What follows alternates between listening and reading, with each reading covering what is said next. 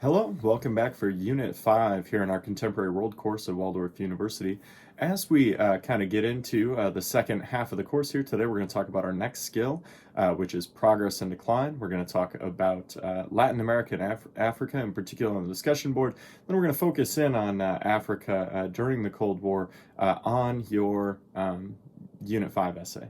So I'm going to talk about those three things briefly. We'll keep the course going here. If you have questions, make sure you're reaching out.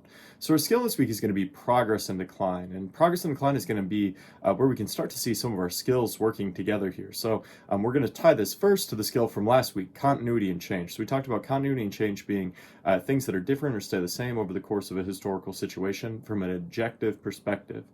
With progress and decline, we're going to take those historical continuity and changes, and we're going to talk about for whom were they progress and for whom were they decline. And this is where also our skill from week 3, historical agency and contingency, comes in, where you were identifying how different individuals and groups shape the outcomes of historical events. So if you could do a good job thinking about historical agency, you identify the people and groups within the event that are significant. You've identified the continuities and changes, taking a look at objectively what's different and stays the same. Then you can kind of merge those two things and look at progress and decline. With progress and decline, we want to make sure that we're looking at both sides of the coin. Sometimes I think we have a tendency to let our own biases blind us, or to kind of look at things and go, well, it's all progress. If we talk about, for instance, we're talking about liberation in Africa and Latin America this week. You look at the end of colonialism in Latin America and the fall of the Spanish Empire. It's pretty clear cut that for those Latin American nations, progress, they look at that as a thing that's going to be really positive.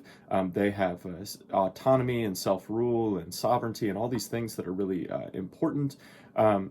But for the Spanish, it's obviously a decline. They're falling from their position in the world. Maybe a way to see this is also in sports. We always talk about it here in my residential classes.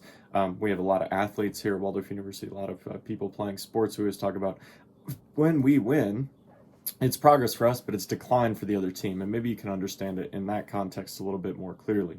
I do want you to use this skill over on the discussion board this week, where you're going to look at Latin America and Africa and compare and contrast them during the Cold War. I want you thinking about this. What's similar, what's different in their experiences with the Cold War, what are going to be things that are positive, things that are negative that are happening during the Cold War, and for whom. So make sure we're testing out these skills, make sure you're fully answering the question, developing your thoughts on this. This is one of the things that, as we get into the second half of the course, I notice a lot of times effort drops off with the discussion board.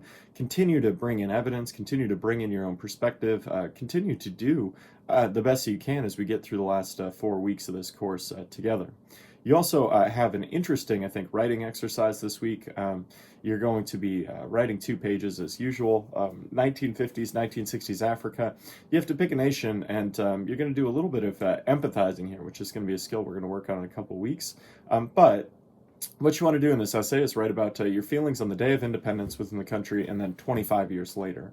So how are things going as this happens? So this will give you an opportunity to talk about the end of colonialism in Africa. It'll give you an opportunity to maybe talk about kind of the Cold War in Africa, which will help you develop your discussion board a little bit, all those kind of things.